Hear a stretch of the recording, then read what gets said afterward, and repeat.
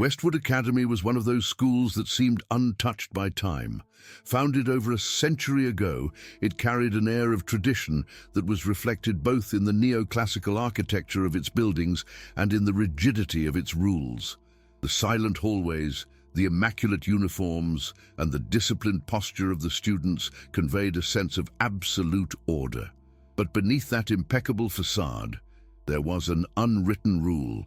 Questioning authority was not well regarded. And if there was someone who embodied that principle, that someone was the history teacher, Mr. Leonard Grayson. Having taught at the school for more than 3 decades, he was known for his inflexible discipline, his teacherly tone, and above all, his intolerance for any dissent. His classes were not spaces for debate. They were authoritarian monologues, where students absorbed information without room for argument. That morning, everything seemed to follow the usual script. The third-year class was spread out at their desks, some scribbling in their notebooks, others just counting the minutes until the end of the lesson. Mr. Grayson, with his worn tweed suit and austere look, was talking about activism and civil rights, but he did so in a way that seemed to drain the topic of its importance. His tone was dry, almost disdainful, and when he began to mock the speeches of Martin Luther King Jr. and Malcolm X, uncertain laughter spread throughout the room. For some students, it seemed like just another routine episode of academic sarcasm. For others, however, there was something deeply wrong in that approach.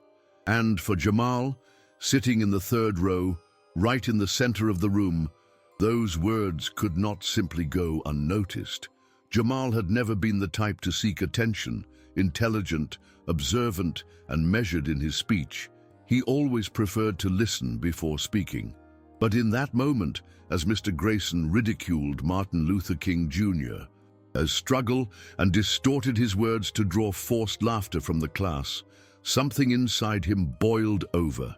The discomfort first came as a tightness in his stomach, then as pressure in his chest, until it turned into a clear thought. This is not right. His eyes scanned the faces around him. Some classmates smiled awkwardly, others just lowered their heads, avoiding eye contact. No one seemed willing to react. It was as if the room were enveloped in a silent pact of acceptance, a bubble of conformity that no one dared to burst. But Jamal could not ignore it. He took a deep breath, feeling his heart race, and before hesitation could take over, he raised his hand. The sound of his own voice even surprised him.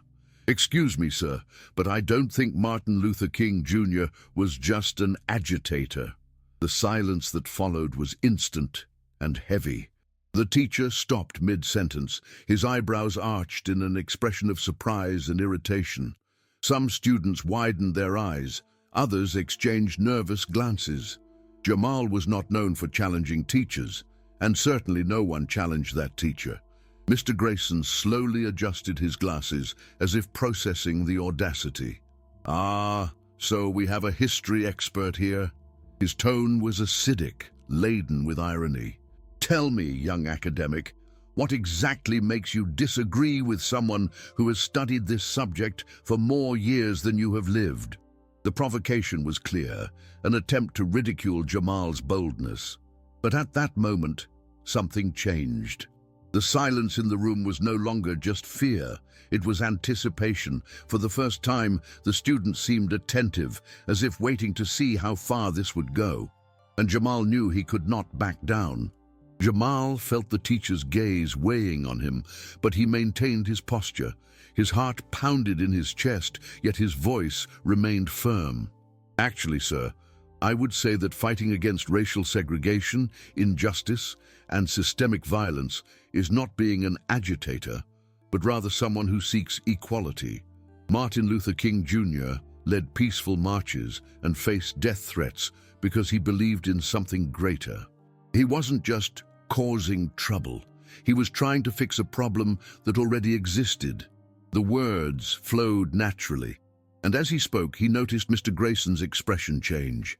The teacher, accustomed to having his students accept his words without question, now seemed uncomfortable. There was a pause, and Jamal knew that it wasn't over yet. Mr. Grayson let out a short, sarcastic laugh, crossing his arms. "Ah, so now we're romanticizing history. And Malcolm X.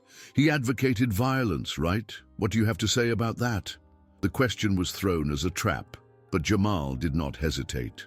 Malcolm X advocated for self-defense, which is quite different. He grew up in an environment where violence against black people was normalized and believed that people had the right to protect themselves. He wasn't an extremist without cause. He was a man who lived a brutal reality and reacted to it. And if we're going to talk about violence, maybe we should discuss who was really violent in the history of the United States. The silence that followed was even denser. The students, who were once merely passive spectators, now seemed engaged. Some heads nodded discreetly, and then one detail that the teacher did not notice changed everything. Cell phones began to be raised. Mr. Grayson noticed the raised cell phones too late. His face hardened for a moment, but soon he returned to his habitual tone, trying to disguise his discomfort. "Ah, so now we're going to turn the classroom into a social media court?" He forced a smile, crossing his arms over his chest. "Look at that. Now any disagreement becomes a digital scandal." His attempt to belittle the situation did not have the intended effect. The atmosphere in the room had changed, and he knew it.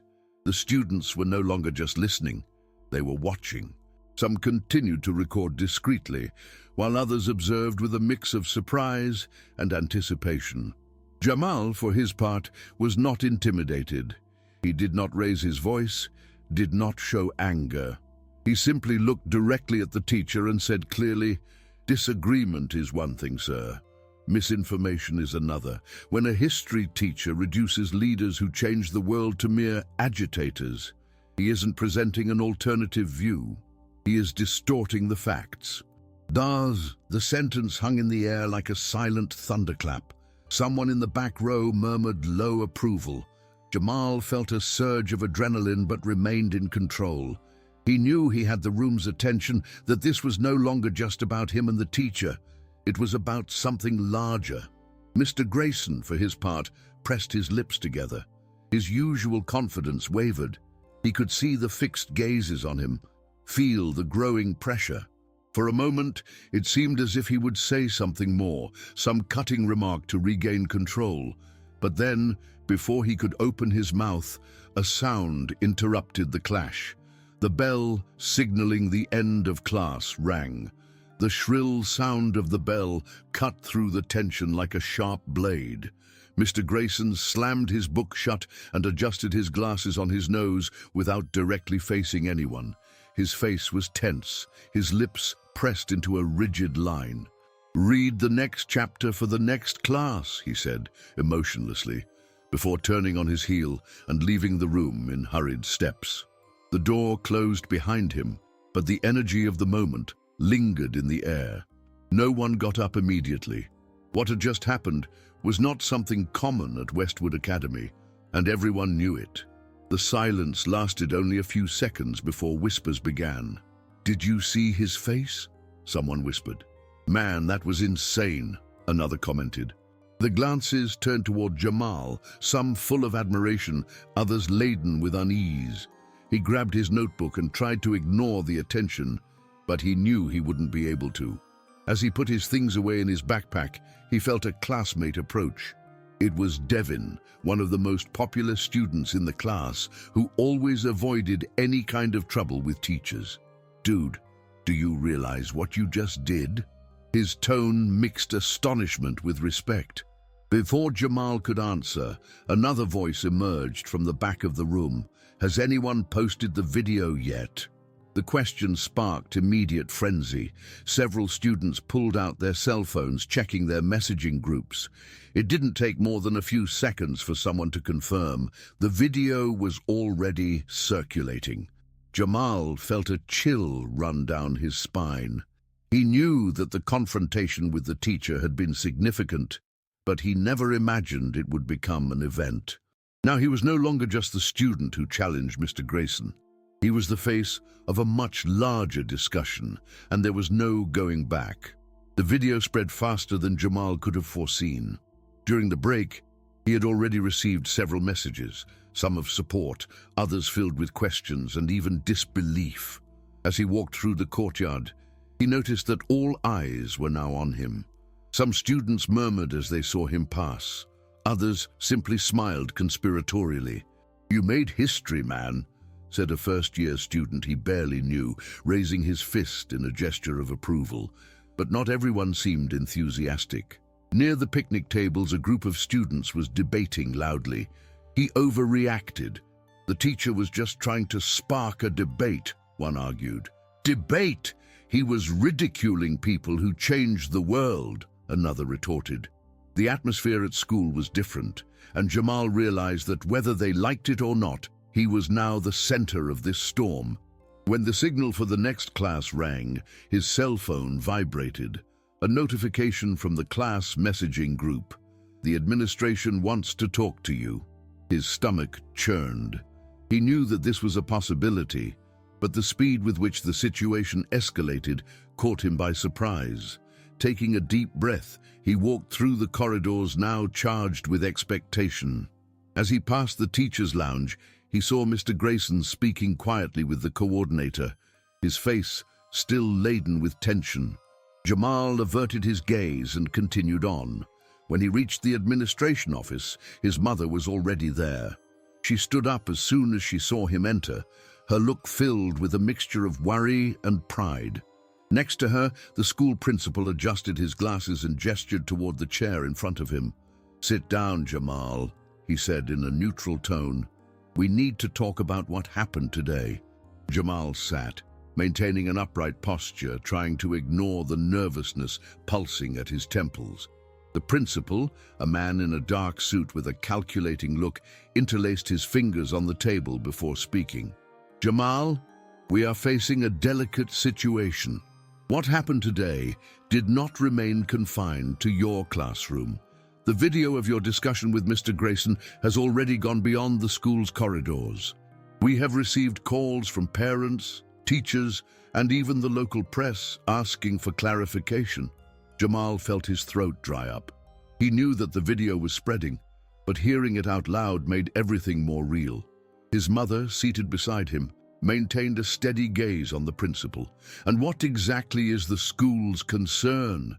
That my son told the truth?" Her tone was sharp, and for a brief moment, Jamal felt relieved. He was not alone in that room. The principal sighed, leaning on the table. "The problem is not the truth, Mrs. Carter. The problem is the impact. Some people see this as a brave young man standing up for his principles. Others see it as an unjust attack on a respected teacher of this institution." He turned the computer screen to show an online forum where the case was already being fiercely debated. Comments ranged from praise for Jamal to harsh criticisms, some accusing him of disrespecting authority and unnecessary militancy. Jamal felt a tightening in his chest. "So what does the school want me to do? Apologize for telling the truth?" His voice came out harsher than he expected. The principal raised an eyebrow. "We want to understand how this happened and ensure that it does not set a problematic precedent." His mother laughed humorlessly. "If by problematic precedent you mean students who think and question, then maybe the school needs to reconsider its priorities." Jamal took a deep breath, feeling the weight of all the attention on him. The principal leaned slightly forward, adopting a more measured tone, as if trying to appear reasonable. "Look, Jamal, we understand that you felt compelled to speak, and we understand that debates over historical figures can be heated. But the issue here is the impact this has had on the school community. Mr. Grayson claims that your remarks were taken out of context and that you distorted his intent." Jamal almost laughed. Distorted his intent? His stomach churned with indignation. He knew exactly what the teacher meant. Every word, every sarcastic tone, every look of disdain. "With all due respect, sir, there is no context that justifies ridiculing leaders who fought against oppression," he replied, keeping his voice firm. "If the school is worried about impact, It should be more concerned with what is being taught in the classrooms. His mother nodded, crossing her arms. Exactly. It seems that the real problem here is not what my son said, but the fact that he spoke up. If no one had recorded it, would the school be treating it with the same urgency? The principal averted his gaze for a moment before letting out a heavy sigh. That is not the issue, Mrs. Carter. The school needs to safeguard its reputation and the harmony between teachers and students. He paused strategically before continuing. We are considering different ways to resolve this situation, one of which would be a joint statement, where Jamal could clarify that his intention was not to create conflict, but rather to promote healthy debate. Jamal narrowed his eyes. Are you asking me to say that I didn't mean to expose a mistake by the teacher? The principal met his gaze. I'm asking that we try to ease the situation in the best possible way for everyone. The room fell silent for a few moments until his mother leaned forward, resting her elbows on the table. My son is not going to retract speaking the truth. Her voice was low, but filled with conviction. The principal rubbed his forehead, clearly frustrated. Mrs. Carter, understand that if this continues to escalate, it could affect Jamal's academic record. Universities look at these kinds of things. He could end up being marked as someone who causes trouble. Jamal felt a chill run down his spine. This was the final card, the fear for his future. He knew that for many black students, any misstep could be used against them in the long run. But he also knew that accepting this threat would mean bowing to the very system he was trying to challenge. So, he took a deep breath and responded without hesitation. If the truth can harm my future, then maybe the problem isn't me. The response hung in the air like a verdict. The principal pressed his lips together without any immediate counter-argument. His mother held his hand, as if silently saying that she was there to support him. Outside the room, Jamal knew that his life at school would never be the same. But at that moment, he did not regret a single thing. The meeting ended without consensus. The principal, visibly uncomfortable, dismissed Jamal and his mother with a vague warning that further deliberations would be made. As they left the room, he felt the weight of the moment dissipate slightly, but only for an instant. The corridor was busier than usual, and it seemed that every student there knew exactly who he was. Some greeted him with a discreet nod, others simply shot curious glances. There were also those who whispered, averting their eyes whenever he passed. Did you see what he did? They say the school is going to expel him. Grayson is doomed.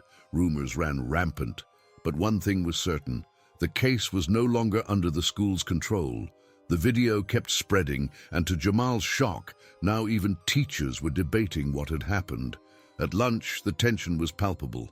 Groups of students discussed, divided between those who supported Jamal and those who thought he went too far. Seated at the table, he noticed that some people who used to talk with him now avoided eye contact. But there were also new faces, students he barely knew coming forward to express their support. I would never have the courage to do what you did, said a second-year girl, while another classmate affirmed this had to happen. Among the teachers, the reaction was even more revealing. Some walked right past him, ignoring his presence, while others seemed to choose their words carefully before speaking. One of them, the literature teacher, stopped beside him and whispered, "What you did was important. Don't let anyone make you doubt that." Jamal nodded in thanks, feeling the weight of the situation grow on his shoulders. He was no longer just a student. He was a symbol of something much larger than he had imagined. The next morning, Westwood Academy was abuzz. The administration had called an extraordinary meeting to discuss what had happened, and the school auditorium filled up within minutes. Parents, students, teachers, everyone was there, each carrying their own opinion about the case. Improvised posters appeared among the students. Education without censorship. History must be told truthfully, and even a provocative "Who's afraid of the truth?" On the other side of the auditorium, there was a smaller but noisy group defending Mr. Grayson holding up signs with phrases like "respect the teachers" and "academic freedom is at risk." The atmosphere was tense. People were not there just to listen. They were there to fight for their beliefs. Jamal sat in the front row, his mother beside him, holding his hand firmly. He knew that in a few minutes he would have to speak. The administration opened the meeting with a generic speech about institutional values and the school's commitment to a respectful learning environment. The principal seemed uncomfortable, clearly trying to balance the pressure from both sides. Then, parents and teachers began to speak.